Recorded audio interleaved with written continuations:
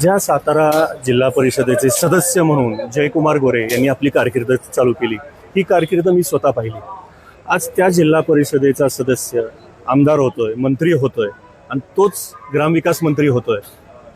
ही मोठी गोष्ट आहे. भाऊ काय म्हणाल? पुढचा प्रश्न मी विचारतो तुम्हाला. मला याचा मनापासून आनंद आहे की ज्या मातीत मी मोठा झालो, ज्या मातीत वाढलो, त्याच जिल्ह्यामध्ये मी जिल्हा परिषदेचा सदस्य पण झालो आणि त्याच जिल्ह्यामध्ये काम करत असताना आज राज्याचा ग्रामविकास खात्याचा मंत्री म्हणून काम करतो.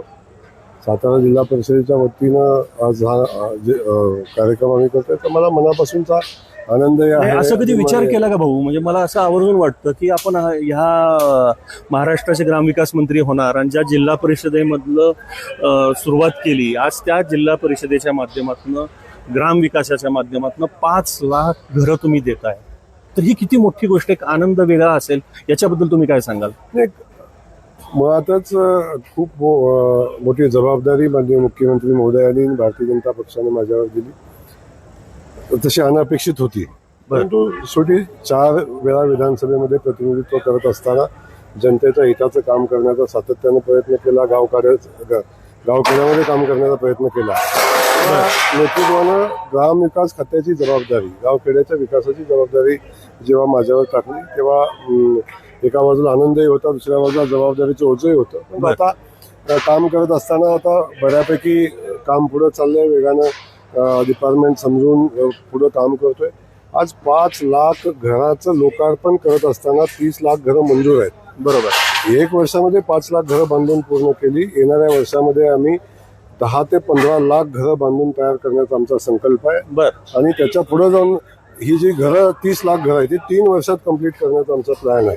अच्छा. त्यामुळं आजपर्यंत इतिहासामध्ये, देशाच्या इतिहासामध्ये एवढं मोठं उद्दिष्ट कोणाला मिळालं नव्हतं आणि एवढ्या वेगानं काम कुठं झालं नव्हतं. 5 लाख घरं एका वर्षात कधी झाली नव्हती, ती महाराष्ट्रानं केली माननीय मुख्यमंत्री महोदयांच्या नेतृत्वात. भाऊ, आता हा कार्यक्रम घेतलेला आहे. खरं तर 2 दिवसापूर्वी आपले पंतप्रधान नरेंद्र मोदींनी एक मोठं आवाहन केलं की खर्च कमी करा, खर्च कमी करा, भव्य दिव्यता घेऊ नका. आता हा कार्यक्रम जरी प्री शेड्यूल असला तरी सुद्धा हे आव्हान होतं. मग ह्याच्यामध्ये तुमचं आणि महाराष्ट्राचे मुख्यमंत्र्यांचं काही बोलणं झालं का की भव्य दिव्य कार्यक्रम करायचा न करायचा? हे आव्हान तुमच्या समोर होतं का? असं या बाबतीत काय सांगा? नाही, नक्की आदरणीय मोदीजींनी आम्हाला सूचना दिलेल्या आहेत आणि खर्चामध्ये काटकसर करण्यासंदर्भातल्या ज्या गोष्टी देशामध्ये आयात होतात त्या गोष्टीचा वापर लिमिटेड करण्याच्या सूचना दिलेल्या आहेत आणि त्याची अंमलबजावणी करण्याचा आम्ही प्रयत्न करतो. हा कार्यक्रम थोडा प्री शेड्यूल होता, तरी सुद्धा माननीय मुख्यमंत्री महोदयांनी हा कार्यक्रम करावा की न करावा इथपर्यंत चर्चा आमची झाली आणि शेवटी हा कार्यक्रम करत असताना 50,000 लाभार्थींना इथं राज्यातून आणण्याचा आमचा प्लॅन होता. परंतु तो प्लॅन आम्ही बाजूला ठेवला आणि जिल्ह्यातल्याच लाभार्थ्यांना इथं बोलवण्याचं आम्ही ठरवलं की जो कमीत कमी खर्चामध्ये कार्यक्रम करता येईल असा प्रयत्न आम्ही केला आणि खास करून येणाऱ्या सगळ्या लोकांना आम्ही बसमधून आणण्याचा प्रयत्न केला. की शेवटी जे पैसे आम्ही वाहतुकीसाठी वापरणार आहेत तो पैसा पण शासनाला परत मिळावा अशा पद्धतीने. कुठेतरी एक टीका झाली बरं का, म्हणजे तुम्ही हा विषय काढला, परंतु ह्याचं उत्तर त्यांनी फार छान पद्धतीने दिलंय की हा जो महाराष्ट्रव्यापी कार्यक्रम आहे, हा कार्यक्रम करण्यासाठी ग्रामविकास मंत्र्यांनी थेट बसेसचा वापर केला. परंतु आज ग्रामविकास मंत्री आपल्याला सांगतात की हा जो बसेसचा वापर आहे तो बसेस वापर पुन्हा शासनाच्या तिजोरीतच हा पैसा जाणार होता. म्हणजे हा कुठं अपव्यय नाही असं म्हणता येईल. दुसरी गोष्ट भाऊ, हा जो कार्यक्रम आहे हा राज्यव्यापी कार्यक्रम आहे. तुम्हाला का वाटलं की हा कार्यक्रम आपल्या जिल्ह्यात व्हावा? हे कारण काय?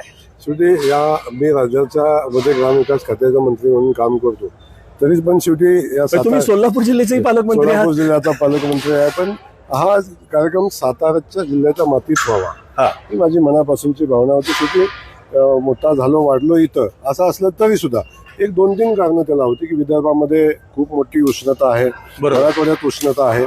आपण सोलापूरला बघितलं तर त्याही भागात उष्णता कमी असणारा भाग बघितला तर तो सातारा आहे. म्हणून कमी उष्णता ज्या ठिकाणी आहे त्या ठिकाणी आम्ही कार्यक्रमाचं नियोजन केलं की जेणेकरून आलेल्या लोकांना त्रास होऊ नये, म्हणून ती काळजी आम्ही घेतली.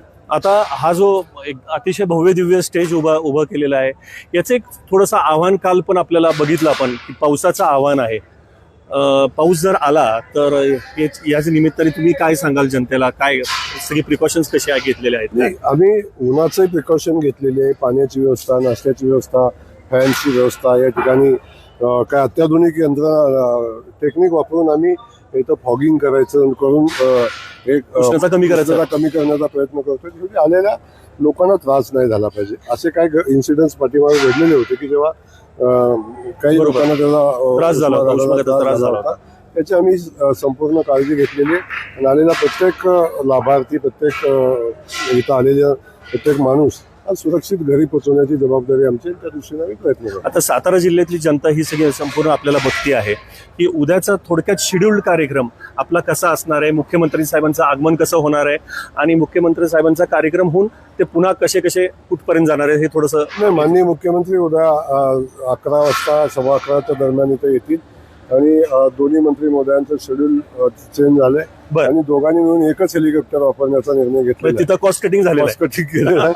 2 हेलिकॉप्टर अगोदर येणार होती, आता ते सगळे हेलिकॉप्टर कॅन्सल करून एकच हेलिकॉप्टर येणार आहे. त्याच्यामध्ये सगळे जे कोण पाहुणे येणार ते एकाच हेलिकॉप्टरमध्ये इथे येतील. आल्यानंतर माननीय मुख्यमंत्री महोदयांनी आपला स्वतःचा कॅनॉय पण अर्धा केलेला आहे आणि सक्त सूचना आहेत मंत्री महोदयांना की आमदार महोदयांना कोणी हेलिपॅडला यायचं नाही आणि मुख्यमंत्री महोदयांच्या कॅनॉयमध्ये कोणी राहणार नाही.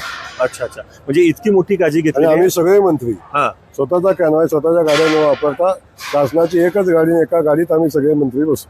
म्हणजे इतकंही कॉस्ट कटिंग आपल्याला उद्या बघायला मिळणार आहे. आपण एकच म्हणूया की सातारा जिल्ह्यामध्ये महाराष्ट्र राज्याचा कार्यक्रम होतोय, त्यामुळे ह्या कार्यक्रमाला एक वेगळं महत्व आहे.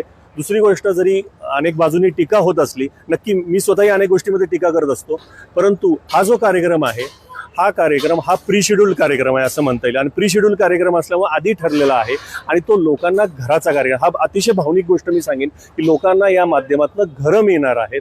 त्यामुळं आपण नक्कीच म्हणूया की येणाऱ्या काळामध्ये आपल्या महाराष्ट्रातील जनतेचं ग्रामविकास खात्याकडनं आपल्याला त्यांचं कल्याण झालेलं बघायला मिळेल ही अपेक्षा मी व्यक्त करतो भाऊ, आणि थांबतो. आपण वेळात वेळ काढला या शेड्यूलमधून आणि आम्हाला बोलायला वेळ दिला त्याबद्दल धन्यवाद.